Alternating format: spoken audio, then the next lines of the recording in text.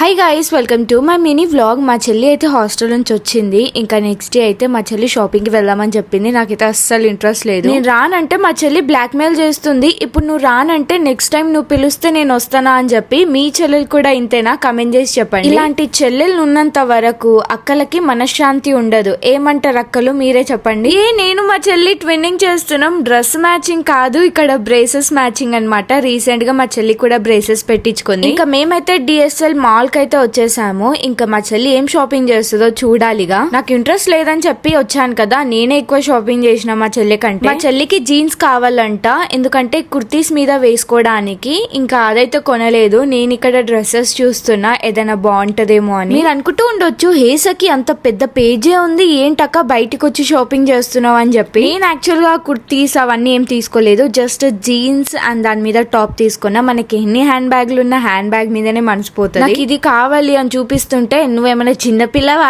అడబెట్టు అంటుంది మా చెల్లి.